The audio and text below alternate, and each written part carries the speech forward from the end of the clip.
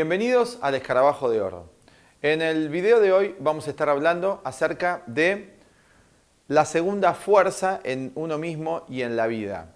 Vamos a explicar esto dentro de una concepción más amplia que es de la Trinidad.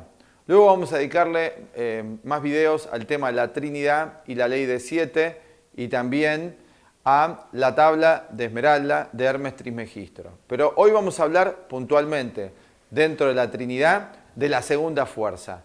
¿Qué es la segunda fuerza? Para ejemplificar esto de un modo muy práctico, vamos a verlo del siguiente modo. Cada vez que nosotros iniciamos una acción, llamamos a eso primera fuerza. Esa es el primer impulso. Uno quiere hacer algo, va y lo hace. Primera fuerza. Frente a esa primera fuerza, hay algo que nosotros en general nunca jamás tenemos en cuenta. Es la segunda fuerza, que va a haber con una primera fuerza una oposición. Eso se basa en la ley de causa y efecto, también en lo que los hindúes y los budistas llaman el karma. Tengan en cuenta que la palabra karma no tiene una connotación negativa. Para nosotros lo mezclamos con nuestra idea condicionada de nuestra religión, que tiene que ver con castigo. Karma no tiene que ver con castigo. Karma es causa y efecto. Cada causa va acompañada de su efecto. ¿Cuál es nuestro problema? Que no tenemos en cuenta que hay un efecto. Primero que lo ignoramos. Cada acción que nosotros vamos a emprender, cada proyecto que tengamos, todos nuestros proyectos van a tener una oposición.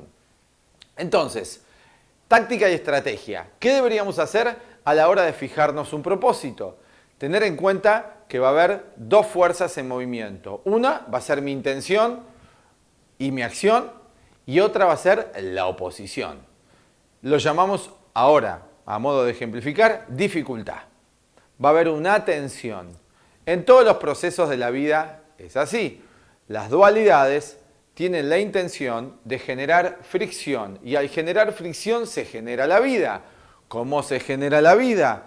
Entre el polo masculino y femenino. Acción, reacción, yin y yang. Pero habitualmente no tenemos en cuenta eso. Pensamos solamente que hay una fuerza.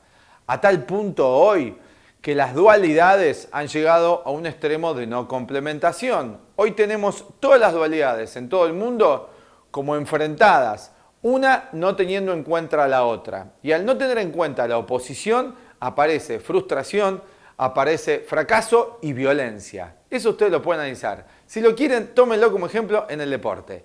Hay un equipo y el otro es el enemigo, segunda fuerza. No lo tienen en cuenta, porque si no estuviese el otro equipo, no habría juego. Ahora, no se está teniendo la segunda fuerza en cuenta, por eso se lo toma como enemigo. ¿Cómo se va a tomar como enemigo al otro que permite que se desarrolle el juego? Piénsenlo, no lo tomamos así. Al otro es el malo, lo tengo que vencer. Eso genera violencia. Entre las relaciones masculino y femenino, el sexo masculino toma lo femenino como opuesto, resistencia, enemigo. Y a la inversa sucede lo mismo. Lo tenemos entre los pueblos y los estados. Tenemos la primera fuerza si tomamos los gobiernos. ¿Cuál es la segunda fuerza? El pueblo. Es una molestia el pueblo. Es necesario para ganar los votos, pero es una segunda fuerza. Es una especie de enemigo que yo tengo que manejar y tengo que dominar. Y en el caso de los pueblos, los gobernantes ya se transforman en una segunda fuerza también opositora. Acá tenemos estas dualidades que no se están complementando. Lo más importante de esto para nosotros es a nivel de lo que cada uno puede ir haciendo y puede ir cambiando. ¿Cómo puede ser esta idea muy beneficiosa para nosotros? Y el darnos cuenta que cada acción que emprendamos en nuestra vida va a tener una reacción. Por lo tanto, ya de antemano nos vamos a programar calculando la fuerza de resistencia. Eso se hace en física. En física se ven obligados, cuando tienen que hacer estas armas violentísimas, calcular la fuerza de resistencia, que va a ser el viento, todos los obstáculos que va a encontrar ese objeto que va a ser lanzado, ¿no?, para destruir a otros. ¿Cómo calculan los científicos la segunda fuerza? Calculan la resistencia, la trayectoria que va a tener, así que sí tienen en cuenta la segunda fuerza.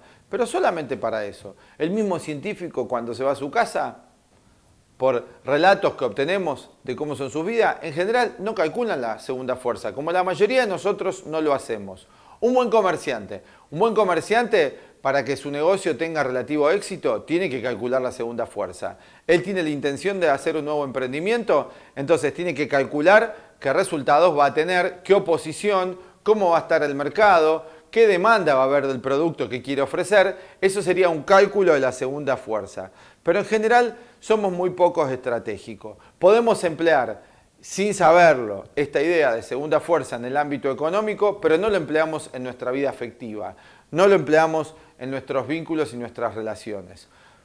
Quiero comunicar algo, digo, bueno, quiero poder comunicarme mejor con mi pareja o con mis amigos. Tengo esa mejor intención, pero no calculo el obstáculo. ¿Cuál sería calcular y tener en cuenta la segunda fuerza? Tener en cuenta la segunda fuerza en este caso sería tener en cuenta que el otro no tiene la misma estructura mental que yo. Para el otro las palabras no significan lo mismo que para mí. El otro viene de toda una historia diferente que la mía. Si yo tengo en cuenta eso, a la hora de emprender con una buena intención, el querer comunicar al otro, hacerlo entender algo que me pasa o plantearle una inquietud, de una incomodidad que tengo, las cosas serían muy diferentes si yo tengo en cuenta que va a haber una resistencia y una segunda fuerza. Como no lo tengo en cuenta, ¿qué quiero hacer? Dos cosas, dos reacciones posibles suceden frente al no tener en cuenta que hay una segunda fuerza siempre presente. Una es la frustración. Bueno, listo, no me entiende. No entiende lo que quiero decir. Listo, me cierro a mí mismo y aparece la desconfianza. Y aparece el aislamiento. Y segundo, la otra opción es la violencia. Le voy a imponer mi punto de vista. Me tiene que entender. Fíjense algo que nosotros afirmamos en lenguaje coloquial todos los días. Digo, no entiendo como no entiende. ¿Ustedes se dan cuenta de lo que estamos diciendo? Miren, lo vamos a escribir. No entiendo como no entiende. Muy llamativo. O sea, yo no entiendo. Y me llama la atención que el otro no entienda. A veces tenés diálogos donde decís, no entiendo como el otro no entiende, que yo no entiendo. Bueno, fíjense, es para hacer realmente una caricatura de todo esto. ¿Qué quiere decir esto? Que no estoy teniendo en cuenta para nada a la segunda fuerza. No estoy teniendo en cuenta al otro. Cuando yo tengo en cuenta la primera, la segunda fuerza, si las tengo en cuenta, ¿qué va a aparecer? Y con eso empezamos nuestro videito de hoy. ¿Qué va a aparecer? Va a aparecer la tercera fuerza, que es la unión. En la alquimia se decía tertium non datur. La tercera fuerza es sutil, no se ve. Si ya la segunda fuerza nos cuesta tenerla en cuenta, imagínense ver la unión de los procesos. Ver, por ejemplo, que detrás de los dos equipos de fútbol jugando el juego o compitiendo, lo más importante es el juego. Esa sería la tercera fuerza, el aprendizaje que produce el juego. Para citar un ejemplo, esa era la esencia del sentido de los deportes cuando los griegos crearon las Olimpiadas. Había competición, pero siempre lo más importante era el culto a estos seres superiores, a la diosa Olimpia, que era la finalidad del juego, la competencia, para que todos aprendamos alguna actividad en grupo. Y había un contrincante, pero no era lo importante el contrincante en sí. De hecho, no había el culto a los vencedores, por ejemplo, tampoco en Grecia. Y tampoco en el antiguo México, a pesar de que nos dicen relatos terroríficos de cómo eran el juego de pelota entre los mayas o los aztecas, eso es una mentira. Ese juego fue creado para que todos los participantes aprendieran a compartir y a confraternizar. De hecho, no se jugaba con una sola pelota, el famoso juego de pelota. Era mucho más complejo e implicaba relaciones humanas fraternales entre todos los participantes. Se tenían en cuenta la segunda fuerza y la tercera fuerza. La tercera fuerza siempre es, como dicen en la alquimia, sutil, no se ve, es la unión. Por ejemplo, ¿cuál es la segunda fuerza entre el polo positivo de la electricidad y el polo negativo? ¿Cuál sería? La tercera fuerza, perdón, sería la electricidad que se produce. Y es la electricidad la causa de las otras dos. Sin electricidad, sin la idea de electricidad, ¿para qué vamos a poner dos polos? Bueno, esto es así en toda la naturaleza. Nuestras mismas células tienen cargas positivas y negativas, y ahí la fricción y la unión. Todos los procesos de la naturaleza son de una, de dos fuerzas y de tres fuerzas. La tercera fuerza es lo creativo, es lo que produce todo el proceso. ¿Cómo se genera la primera célula básica de la familia humana? Un padre, una madre y un hijo. Tercera fuerza, que el hijo es la unión de lo masculino y lo femenino. Toda la naturaleza seguía así. Los chinos fueron extraordinariamente sabios al poner este símbolo del yin y el yang, donde ejemplificaban la unión de todas las polaridades. Así que, nuestra idea del video de hoy, a la hora de fijarnos un propósito y un proyecto, cuán importante es tener en cuenta la segunda fuerza. Cuán importante es llegar a la tercera fuerza, que sería lo creativo que surge de ello. Y además también, y eso vamos a hablar más adelante de esto, es calcular la primera fuerza. ¿Qué aptitudes tengo yo para realizar este objetivo y este proyecto que me estoy fijando?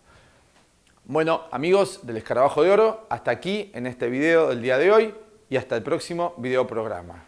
Hasta la próxima.